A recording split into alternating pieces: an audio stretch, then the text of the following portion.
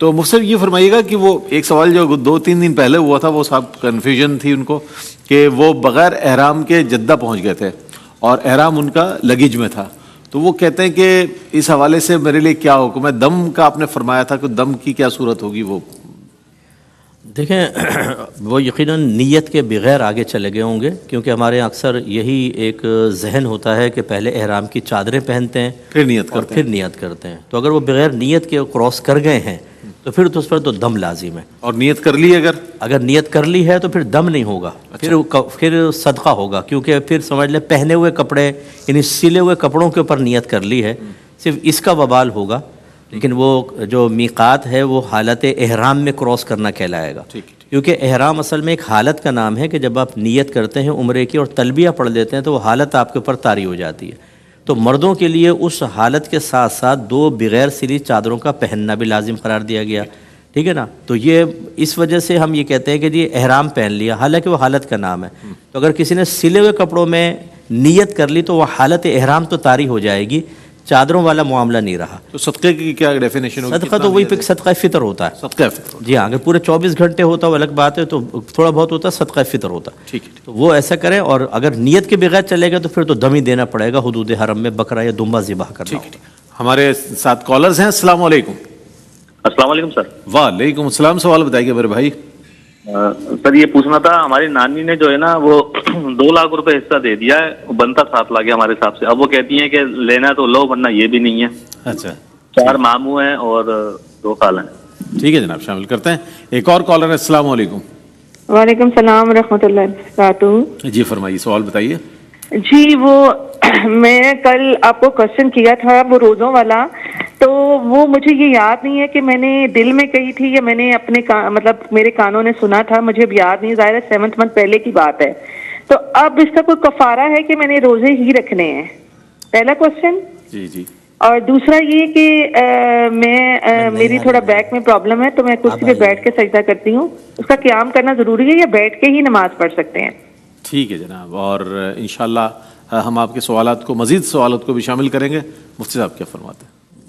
اچھا، یہ ہماری بہن نے سوال کیا تھا کل کہ میں نے کسی کام کے ہونے کی وجہ سے میں نے نیت کر لی تھی روزوں کی اور گزشتہ 6-7 مہینے سے روزے رکھ رہی ہیں، تو آپ نے جواب ارشاد فرمایا تھا کہ اگر ایسا کہا ہو کہ منہ سے کہا ہو آپ نے اور خود سنا ہو تو اس صورت میں تو اس کو کنٹینیو کرنا پڑے گا، اور اگر ایسا نہیں ہے، صرف آپ کا ارادہ تھا اس طرح کا، تو پھر اس کو موقوف کیا جا سکتا ہے۔ تو وہ یہ کہہ رہی کہ کیا اس کا میں مزید اس کو کنٹینیو کروں؟ ابھی میں بھی اس بات کو نہیں وہ کر پایا، تو یہ تھا۔ اور سجدہ صاحب کے حوالے سے بھی انہوں نے کہا کہ میں بیٹھ کر سکتی ہوں، ظاہر ہے بیٹھ کر ہی ہوگا سجدہ، تو کھڑے ہو کر تو ہوگا نہیں، تو اس حوالے سے بھی ان کا پہلی بات تو وہی کہ اگر انہوں نے صرف دل میں نیت کی تھی تو کنٹینیو رکھنے کی حاجت نہیں ہے، اور اکثر ایسی ہوتا ہے کہ دل میں ارادے کر لیتے ہیں بہت اتنی آواز سے کہ اپنے کان سنے، بہت ہی کم لوگ کہتے ہیں، ایسا ہوتا ہے۔ اگر ہماری سسٹر نے صرف دل میں نیت کی تھی تو اس کو موقوف کر دیں سلسلے کو۔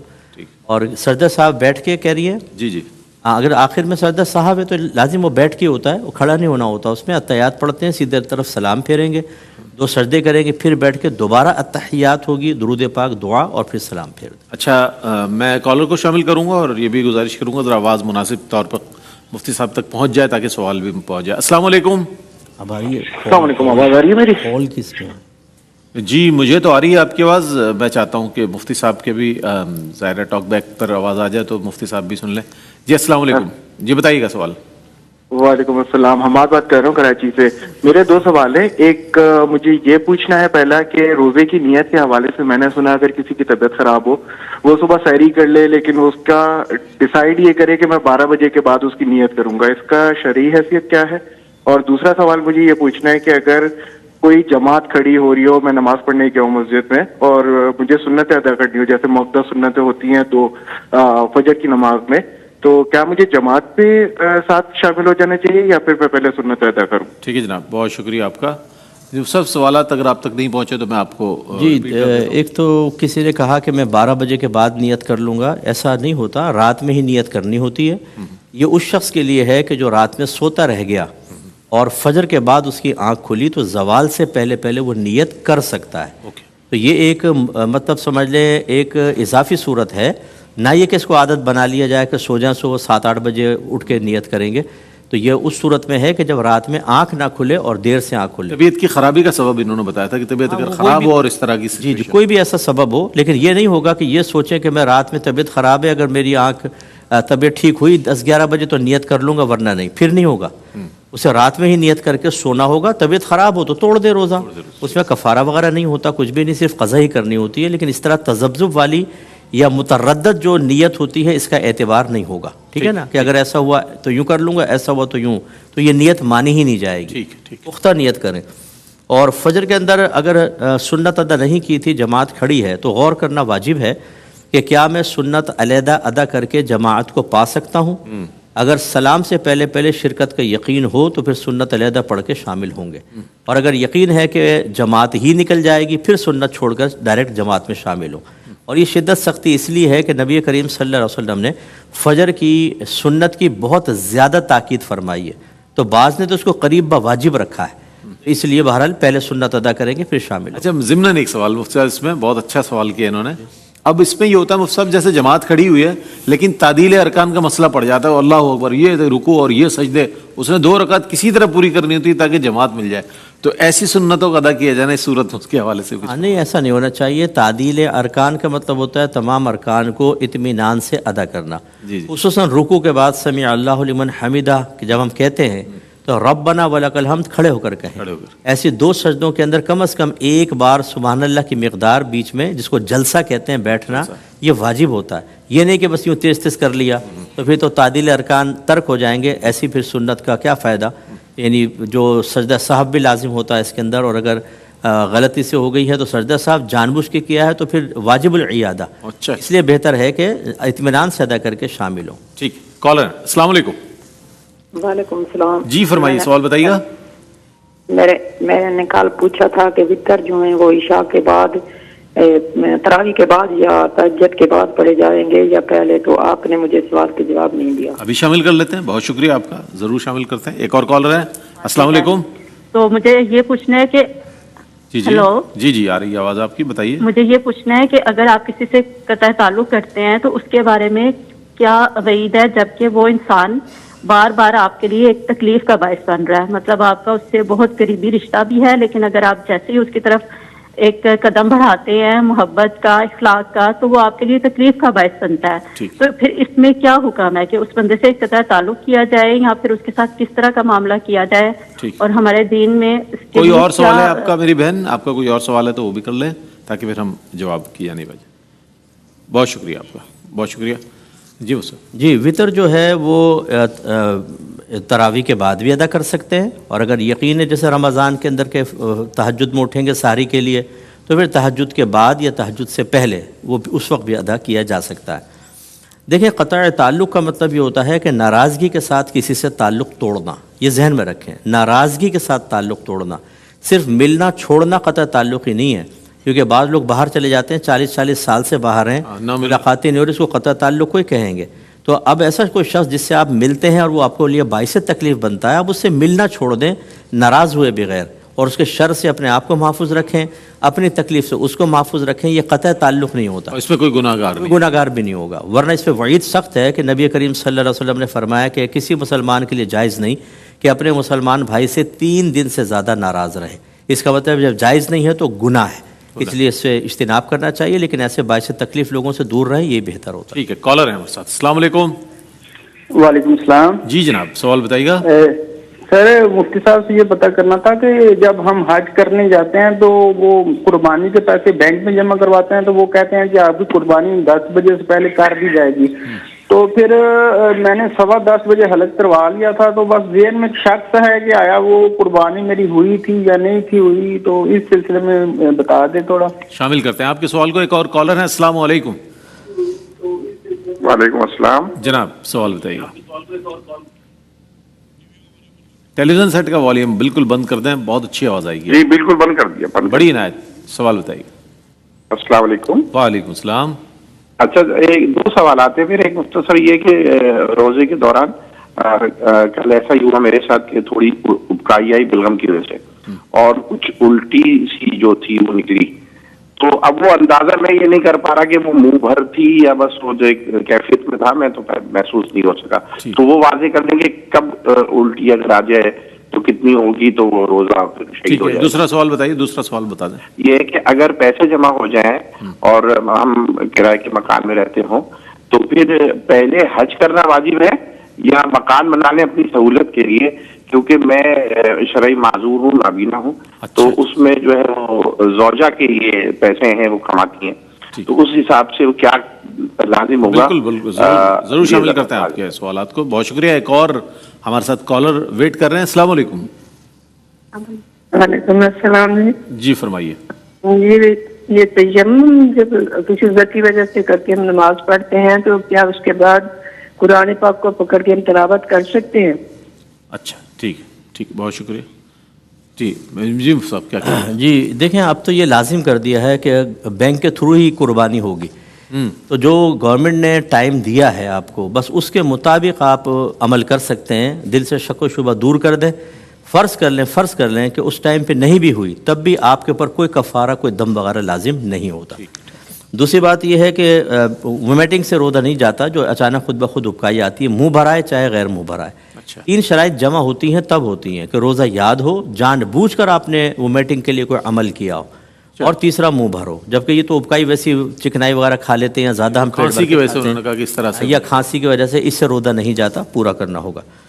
اور پیسے اگر جمع کیے ہیں اور گھر بنانے کی ضرورت ہے جس سے کہتے ہیں کرائے کے، تو یہ حج پر فوقیت رکھتا ہے. اچھا. کیونکہ یہ حاجت اصلیہ ہے، اور جب حاجت اصلیہ میں پیسہ مستغرق ہو تو پھر حج فرض ہی نہیں ہوگا. یہ فوراً سے پیشتر اپنے مکان وغیرہ کا انتظام کر لیں.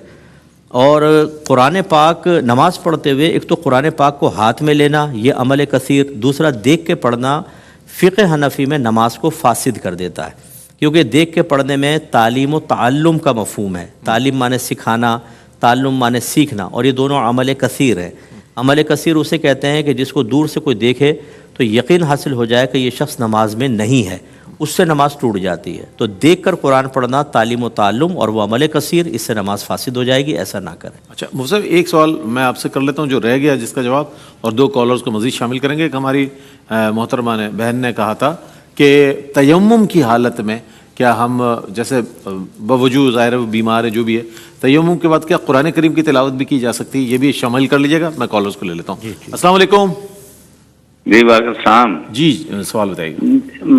میرا سوال یہ ہے کہ تدفین کے بعد قبر کے اوپر اذان دینا جائز ہے کہ نہیں؟ ٹھیک ہے جناب، بہت شکریہ. ایک اور کالر ہیں. السلام علیکم. جی وعلیکم السلام. جی فرمائیے. جی میرا سوال ہے کہ ہمارے دادا سسر کی جائیداد تھی، جی وہ ڈیتھ کر گئے جب، تو ان کے بڑے بیٹے کے نام پہ زمین تھی، تو ڈائریکٹلی زمین ان کے نام پہ ہے یا ان کے ورثہ میں سب میں ڈیوائڈ ہوگی؟ ٹھیک ہے، شامل کرتے ہیں. بہت شکریہ. جی وہ صاحب کیا فرماتے ہیں؟ جی اگر دیکھیں، جو بھی آپ کو نیک عمل کرنا چاہتے ہیں کہ جس میں طہارت شرط ہے، اس کے لیے آپ تیمم کر کے اس کو کر سکتے ہیں. جیسے قرآن پاک چھونے کے لیے طہارت شرط ہے، تو آپ بالکل تیمم کر کے قرآن پاک کو چھو سکتی ہیں. اگر شرعی معذورہ ہیں، عذر ہے، وضو نہیں کر سکتی ہیں، تو اس میں کوئی حرج نہیں ہے، جائز ہے. اور تدفین کے بعد اذان قبر بالکل شرعاً جائز ہے، کیونکہ یہ اصل میں اذان نہیں ہوتی، یہ ایک ذکر الہی ہے. اس کو اذان ہم سمجھتے ہیں جیسے بچے کے کان میں اذان دینا، وہاں کون سا جماعت قائم ہو رہی ہوتی ہے؟ وہ اسی لیے کہ جب چھوٹا بچہ پیدا ہوتا ہے تو برکت کے لیے کان میں اذان دیتے ہیں، یہی وہاں پر مقصود ہے. کیونکہ نبی کریم صلی اللہ علیہ وسلم نے مولا علی کرم اللہ وجہہ الکریم کو غمگین دیکھا تو فرمایا ان کے کان میں اذان دو، اس سے غم دور ہو جاتا ہے. ایک روایت میں فرمایا کہ جہاں اذان دی جائے تو آگ بجھ جاتی ہے. ایک روایت میں فرمایا کہ جب اذان دی جاتی ہے تو جہاں تک آواز جاتی ہے شیطان دور بھاگ جاتا ہے. اور یہی 3 چیزیں دیکھیں یہاں مطلوب ہیں: آگ کو، عذاب کو دور کرنا، غم کو دور کرنا، اور شیطان کو بھگانا، تاکہ منکر نکیر کے سوالات کے جوابات پہ آسانی ہو. اس میں لڑائی جھگڑا نہ کریں. جو محروم رہنا چاہے اس کی مرضی ہے، آپ اذان دینا چاہیں دیں، انشاءاللہ مردے کو بہت ہی فائدہ ہوگا.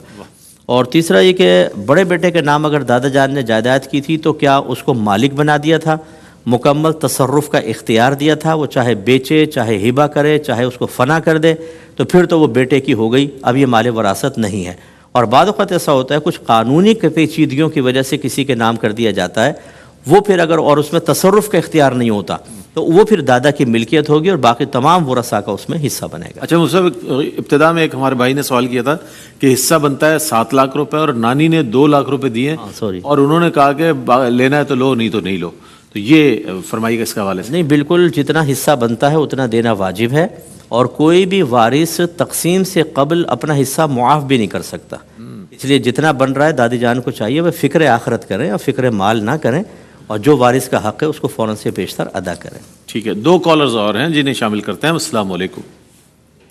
وعلیکم السلام. جی فرمائیے. میرا سوال ہے کہ کیا بھائی کی بالغ بیٹے کو زکوٰۃ دے سکتے ہیں اس کی اسٹڈی میں یوز کرنے کے لیے؟ میرا دوسرا سوال ہے کہ آن لائن رجسٹر کمپنی ہے جس میں آپ کو پر ڈے 300 روپیز ملتے ہیں 10 ہوٹلز کی ریٹنگ کے لیے.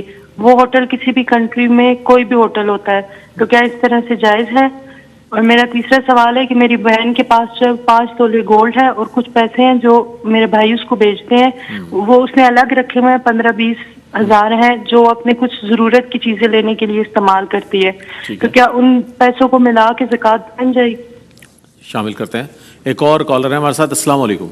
جی وعلیکم السلام. جی سوال مفتی بتائیے. صاحب سے میرا پہلا سوال یہ ہے کہ ایک عورت ہے وہ کمزور ہے، وہ رمضان کے روزے نہیں رکھ سکتی، تو وہ فدیہ دے دیتی ہیں، لیکن وہ اور مہینوں میں نفلی روزے رکھ لیتی ہیں نا، 1-1 2-2 3-3، تو وہ جو ہے فدیے کے باوجود بھی اپنے بھی یہ رکھ سکتی ہیں رمضان میں 1-2-2 3-3 روزے الگ الگ؟